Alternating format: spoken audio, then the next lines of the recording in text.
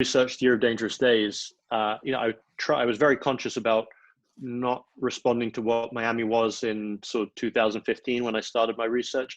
I was thinking very much about the demographics of Miami from 1980, which were sort of it was fascinating because it was really quite probably the period of the city where power was spread while demographics were spread relatively evenly. So the Black community in Miami was around 20% participants.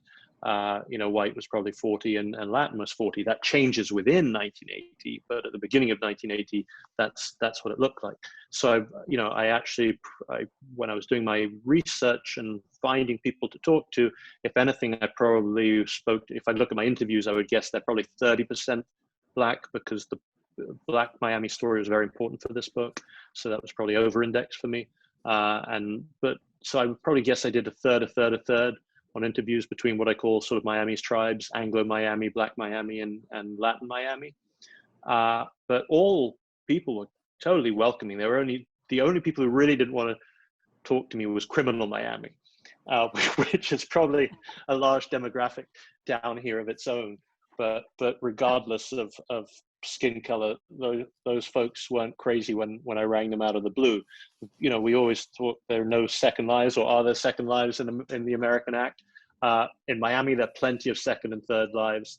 You'd be stunned to know what people who were convicted in the early 80s are doing today. One of the guys who hung up on me incredibly quickly, who was convicted and sent to prison, he was a homicide cop who was quietly working for a cocaine dealer.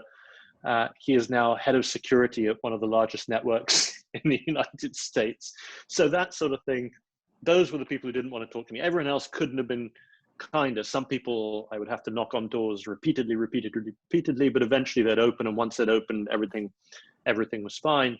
But I have very few people who said, no thanks, no interest in interviewing. I think the general sense for me was that people were really happy to share their stories. And I've always found that, especially in books where I have had to go and interview people who are, let's say, between 70 and 90, they're probably even happier to share their stories than younger folks, just because, guess what? The kids have already heard them. The grandkids aren't interested.